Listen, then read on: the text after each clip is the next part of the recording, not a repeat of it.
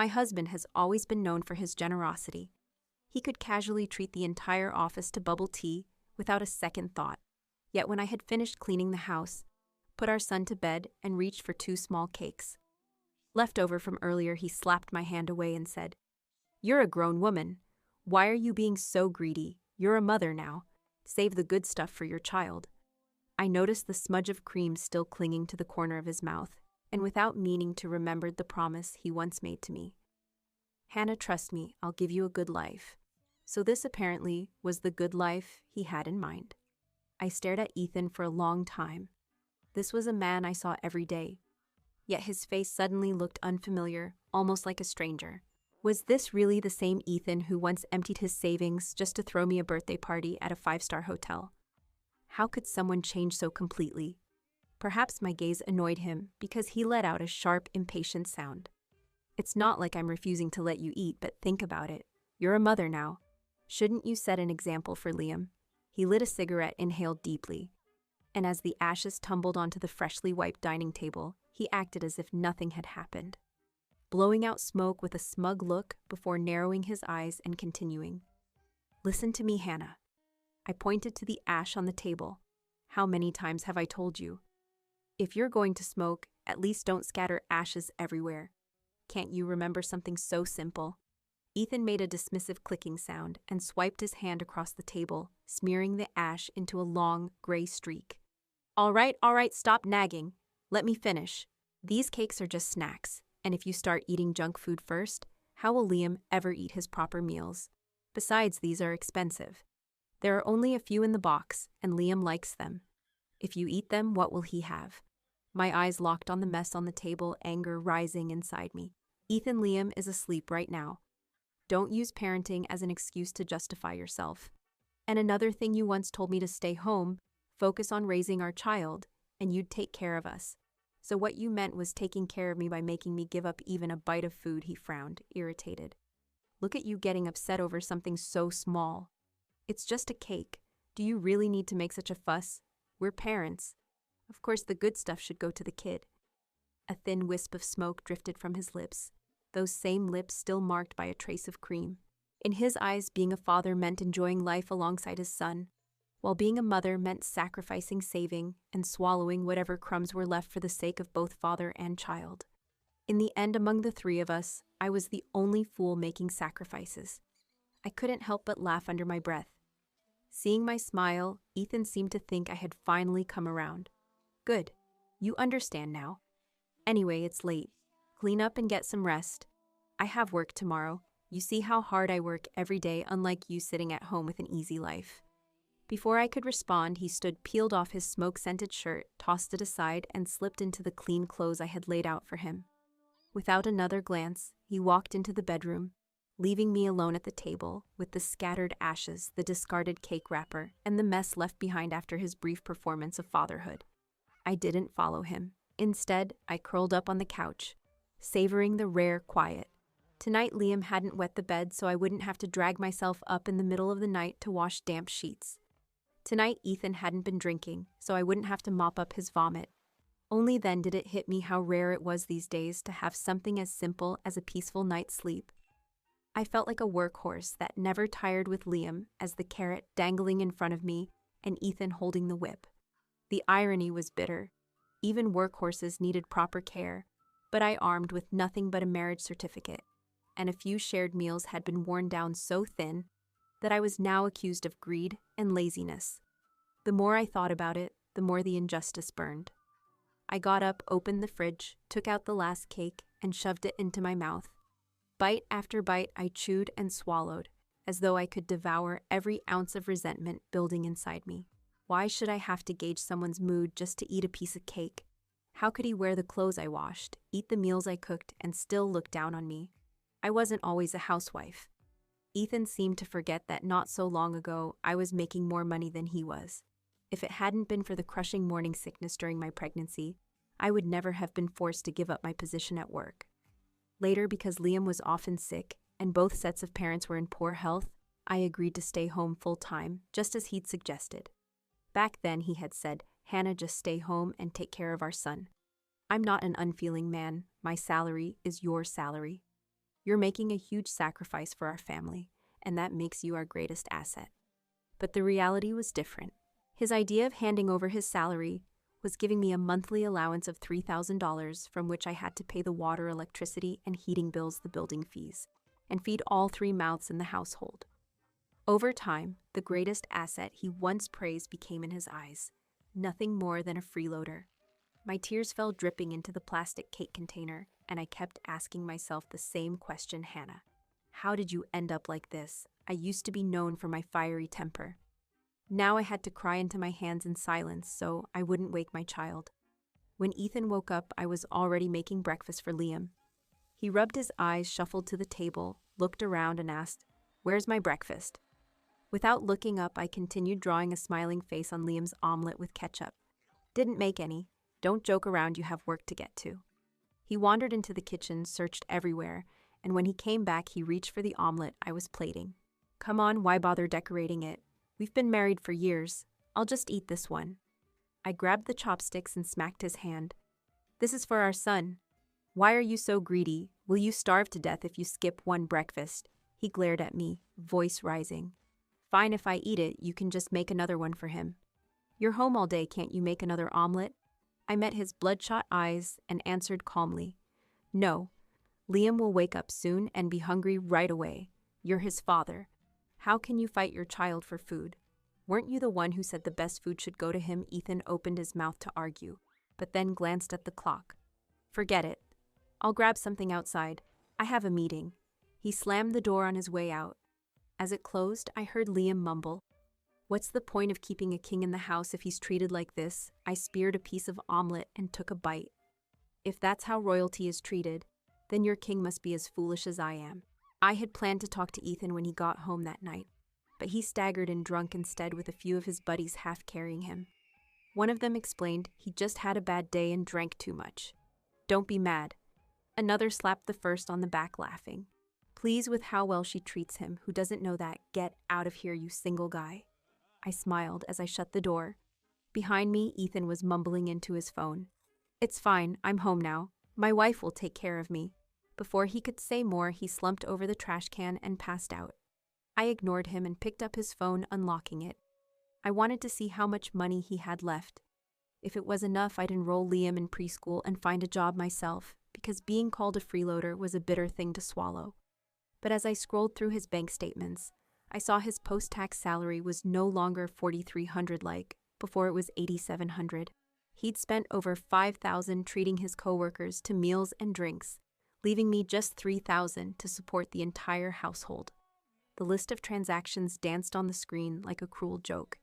This was a man who begrudged me a bite of cake, yet thought nothing of buying bubble tea for the whole office on a whim. Each cup cost over $20, and with more than a dozen people, one round alone burned through almost a week's worth of my household budget. And that box of cakes he decided I didn't deserve. Just over $30 in total. I scrolled through the group chat where his coworkers praised him for being so generous, and the more I read, the more absurd it became. How could someone be so shameless? There he was bragging in the chat saying, "Don't worry, I can drink all I want. My wife won't dare complain. If she doesn't listen, I'll just cut off her allowance. Women need to be trained. If she annoys me, I'll come home drunk and cause trouble. Keep a woman busy and she'll behave." It struck me then every time we argued, he drank himself sick, vomiting everywhere. I used to believe it was because of work, because of stress, because he was sacrificing for the family.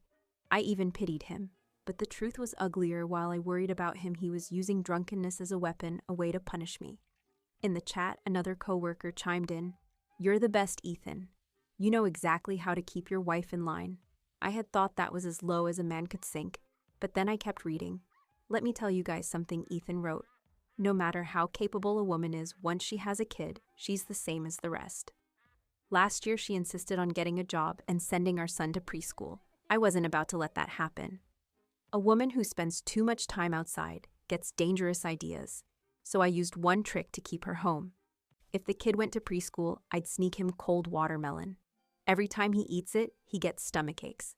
It only took twice before she gave up and stayed home. What if she made money and refused to give me any? Am I supposed to take care of the kid and the house? Look at me now, maybe I don't make a fortune, but in my home, I'm the king. She doesn't dare talk back. That's called strategy. And it's not like I mistreat her, she eats my food drinks, my drinks doesn't have to lift a finger.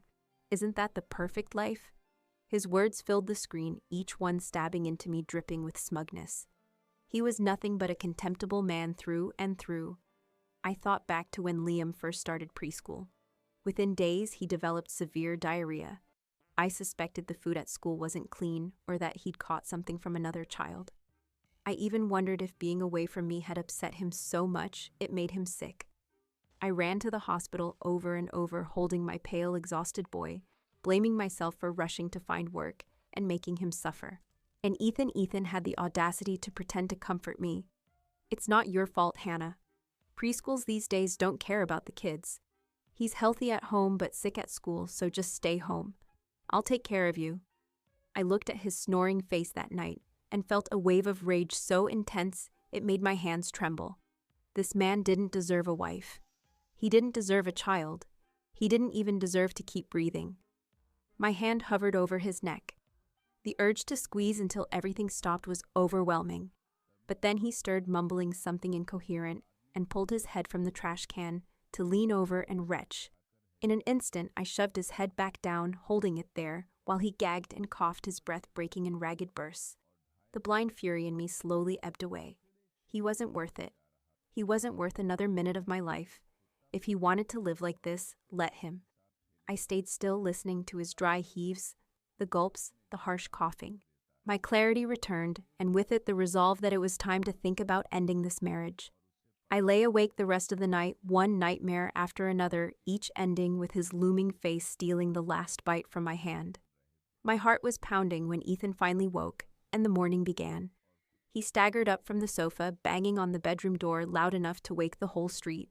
Hannah opened the door. I let it slide this morning when you didn't make me breakfast. But now you're ignoring me tonight too. What's wrong with you?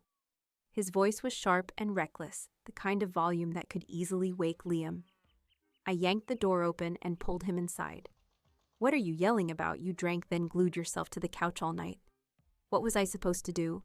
You reek, your face still bears the mark from the edge of the trash can. And your breath. God, it smells worse than the sewers. He smirked. Like you're so clean. Stop pretending. Scratching his head, he shuffled toward the bathroom. A few minutes later, his foam-covered head poked out. Where's my phone? I shot him a cold look. In my mouth. Ask again and I'll spit it right out. He laughed, a slow, mocking sound. You're so lazy and possessive. Only a fool like me would put up with you. As if living with me was some gift he bestowed. I dismissed him with a glance. Later, while he called to nitpick, I was out touring preschools with Liam. What are you doing, Hannah? The house is still a mess. My colleagues came over and nearly tripped walking in.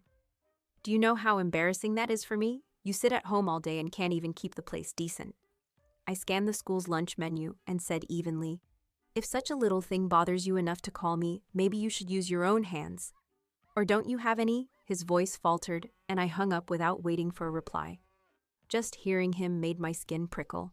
When I finally returned home, Liam and I having shared pizza and chicken wings, I found Ethan sprawled on the sofa with his phone, breathing heavily. His face was dark with annoyance.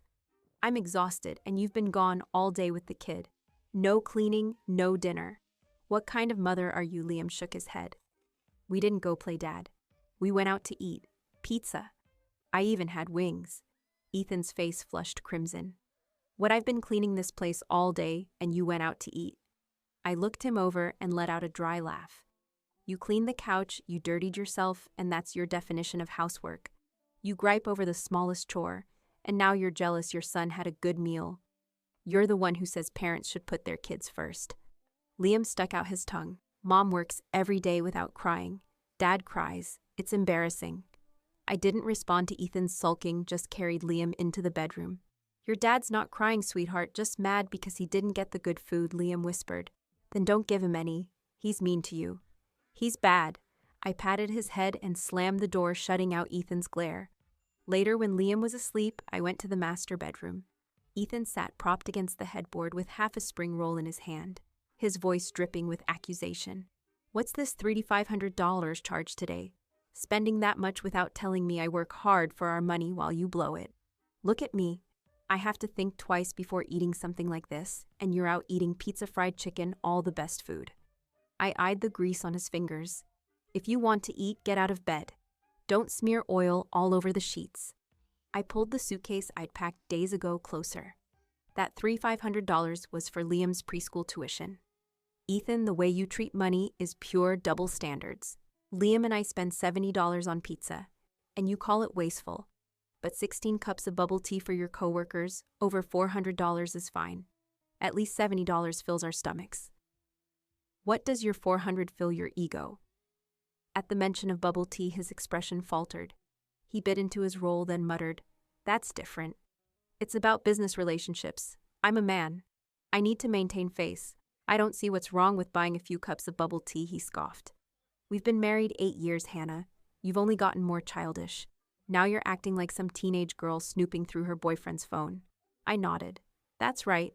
If I hadn't checked, I wouldn't have known I'd been conned for over 7 years. I didn't bother softening my voice. Let's not dance around it. I'm not spending the rest of my life with a man without a conscience. I want a divorce." He tried to keep his composure when I called him a con man, but the word divorce made his hand shake so badly he dropped the half-eaten spring roll onto the freshly laundered bedspread. Grease spread across the fabric like an ugly stain on everything between us. Instead of picking it up, he swiped at the blanket with his oily hand, sending it rolling to the floor along with chunks of chicken sausage and lettuce. Once I might have grumbled while fetching a clean set of sheets. Now I just leaned back against the wardrobe watching his greasy fingers. He looked up. "What's with the princess act? You've been off for days talking in that sarcastic tone. Are you cheating on me?" His eyes flicked over my face, lingered at my waist, then he gave a cruel laugh. "No, that can't be it. Who would want you but me?" His voice shifted to a command. "Cancel that preschool payment. You're doing fine at home with Liam. Why waste the money? Remember last year when you tried sending him? He got sick in just a few days. Didn't you learn your lesson?" I laughed sharply. "You really believe your own lies, don't you? You dare use our son's health to keep me trapped here." My hand closed around the bedside lamp, and I brought it down hard on his head.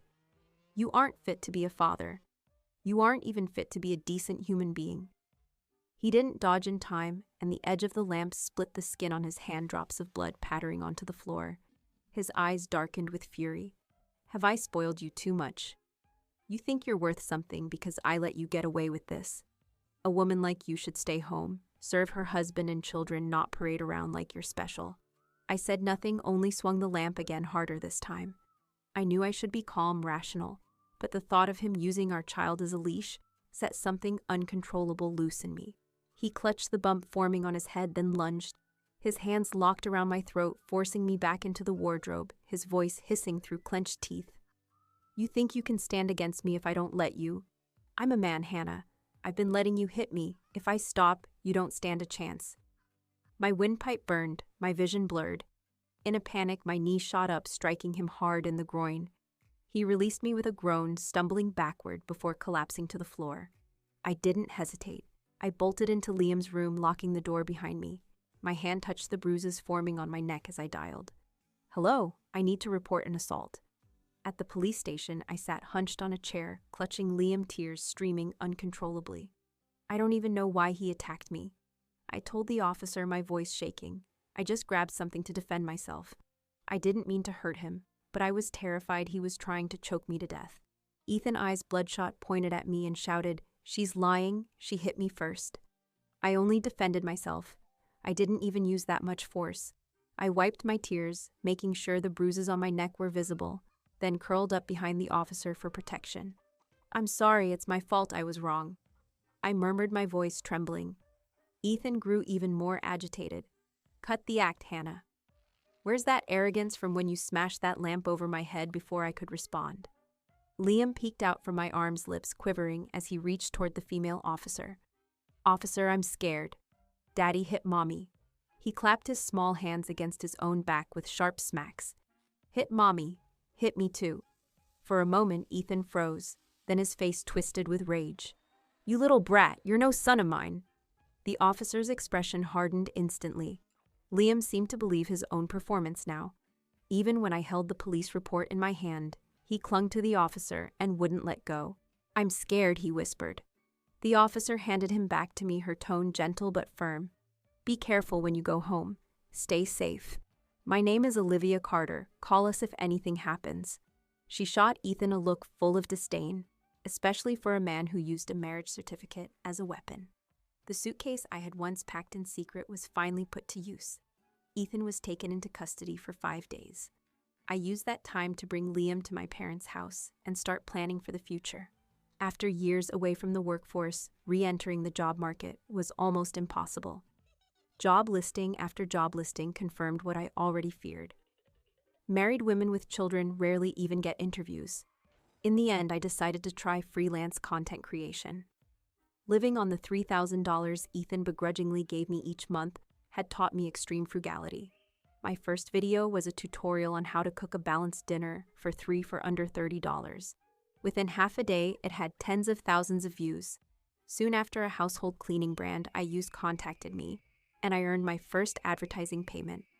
Busy days made time move faster. On the 5th day, Olivia called to say Ethan's detention was over and he had been released at noon. The moment I hung up, the door swung open. He walked in with a stormy face, dropped onto the couch across from me, drained a glass of water, and said coldly, "You're cruel, Hannah. You hit me and then had the cops arrest me. After all the years I've supported you, you have no conscience at all." Calmly, I pulled a divorce agreement from beside me and handed it over. "I hit you because you were willing to risk Liam's health just to make your life easier. I called the police because you had your hands around my throat. From the law to basic decency, I have done nothing wrong. We're both adults. It's still early, we can go file the paperwork now."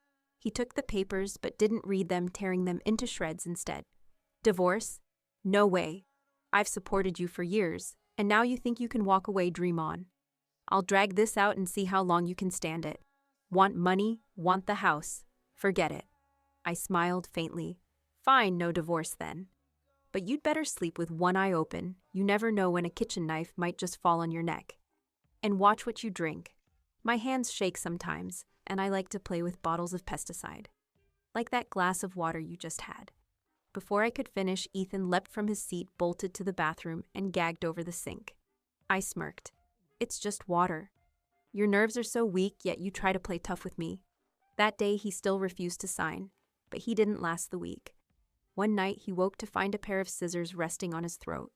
We stared at each other in silence until morning. The next day, he locked his bedroom door, but I had the spare key. That night, I sat beside his bed, sharpening a knife, letting the sound scrape through the dark. He thought about renting a room elsewhere, but during the days he'd been in detention, I had already emptied his bank account. Every cent went to formula and diapers for Liam.